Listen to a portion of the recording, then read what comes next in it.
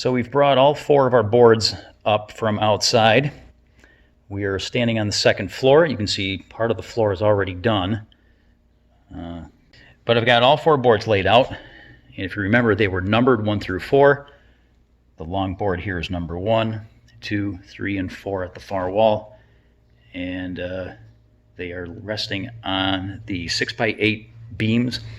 These beams were cut out of leftover logs for the house. And they are spaced 32 inches on center, already hand planed. Well, it was a power planer, but a small one. So hand planed with electric planer and a laser level. So the floor should be fairly level when we're done, but you can see the last board I had laid down, or the last row rather, from a couple of years ago, got me just past the stairwell, and that's the stairwell in the shape of an L. So for the 2nd floor, these stairs will come out right there. Anyway, so the boards were cut to make sure that each joint lands in the center of a beam. And the first one will get us right about there. Now see, that one is overcut. I've got it shoved against the wall, but it's beyond center of that beam. And that's on purpose because I want to take my jigsaw and cut off the end there to get it to be a little bit tighter fit and tighter profile. I'll angle the saw if I have to match the round of the log under that window. And that will take off some of that end, which will pull this end over, and it should be about on center. So I think I need to cut off about 1 inch from this end, and then we'll look at laying the spline into the groove. Here's my splines, and I've got 3 really long ones, about 16 feet or so, and we'll do that next. So I just took off about 1/2 inch actually off that end and shoved it up tight to the wall. And now, as you can see, we're right on half. All right. So what I'm going to do now, pull this back out, and I'm going to take part of a spline and fit it into the groove of the board that I'm working on here. You can see that the joint in the previous row is off quite a bit. And that does happen. This is not going to be a finished, beautiful, machined, accurate, whatever other word you want to use, flooring. This is a very rough looking house, and I am, of course, saving a lot of money by doing all this work myself, so I'm not worried about that. We're going to take a big sander to this entire floor and take care of those edges, but I'm trying to get them as close as possible. Now I'm running these through a planer that should be making them all 1.5 inches, and I don't think that's why this is off. These beams have twisted and rocked and cracked over time, so even with the tops planed, they still have a slightly uneven surface. So trying to match these up doesn't work really well sometimes, and I'm okay with that. As you can see, I've countersunk the screws so that when I go over this with the sander, I won't hit the screw heads. And it does, of course, make the slots or the grooves of the tongue and grooving not line up sometimes. So what I may have to do is unscrew this board at this end at least and put a shim under it just to get the tongue to line up with the groove. But we'll see what happens. So I'm going to get a tongue ready, a spline piece ready, and fit it into our new board. So here you can see we have added the spline to the groove, and it is just the right thickness where it's not really loose, but also not really tight. And if it is a little snug, you got the rubber mallet there to knock them in. So I put actually 3 pieces of my spline material together because I want it to end right at the edge of the board I'm using. That'll make it easier to knock it in. You don't have extra hanging out. And I put it in the board I'm working with, not in the existing floorboard. So it seems a lot easier to work with the tongue going into the groove rather than groove trying to fit over the tongue.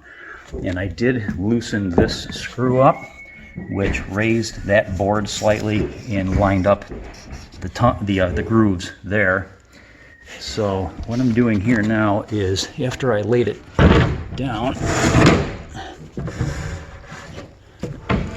okay, I'll be able to fit it in down here. I'm just taking my mallet and, oops, there it goes. Well, I had it in there.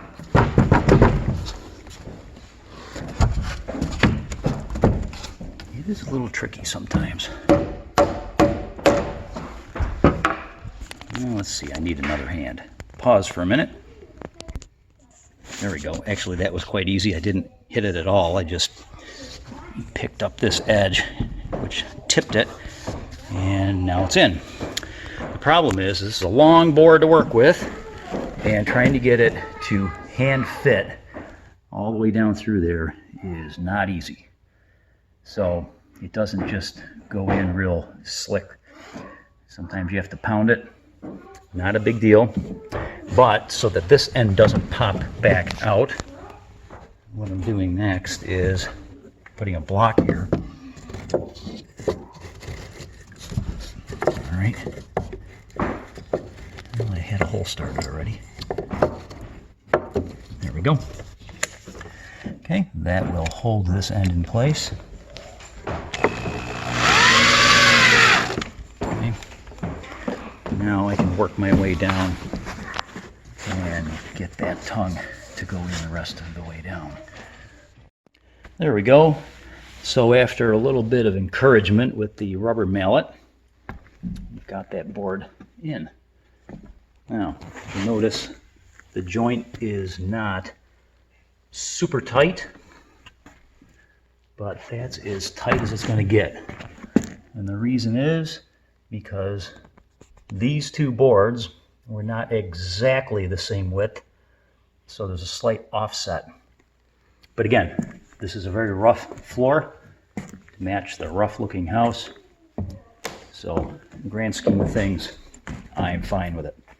So now what we're going to do is drill the holes for the screws, and this flooring is screwed down. I'm using deck screws.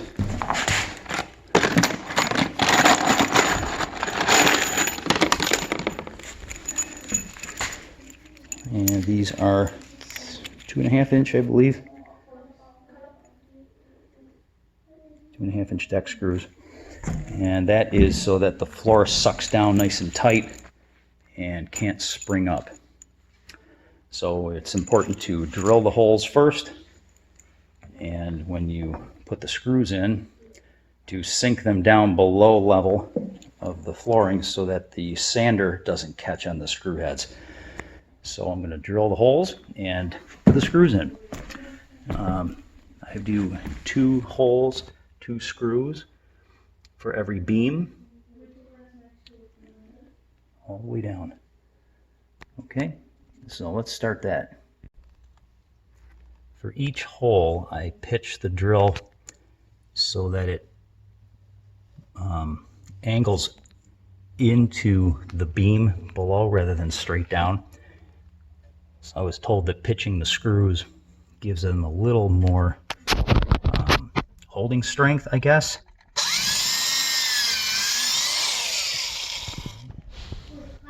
So there we go. And I can't get under the sill. So we'll come back to this one. And I come back about 1 inch. So what I do is I've been coming in 1 inch and over 1 inch from the edge of the beam. And that keeps me away from the groove, so I don't drill through the groove. And I also catch a good part of the beam when I pass through the board into the beam below it.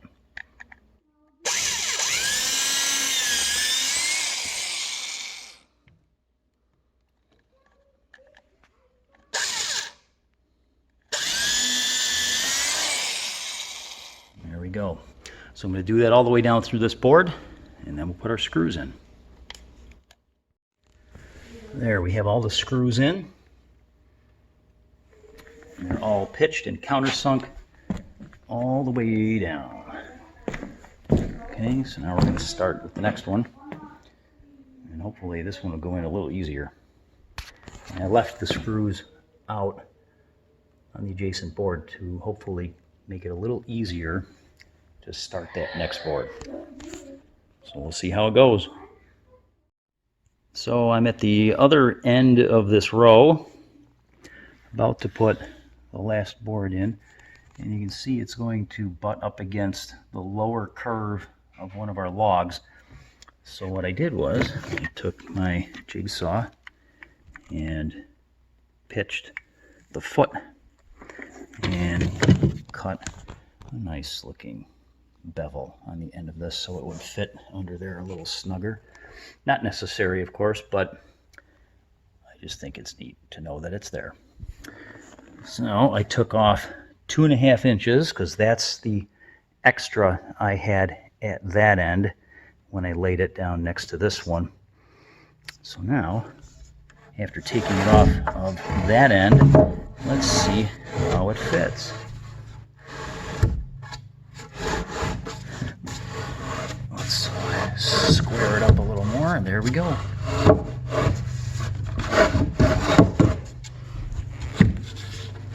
Well, I do have a little offset here as well that I can't make up. I don't have the tongue in yet, but most of the joints are much tighter than that.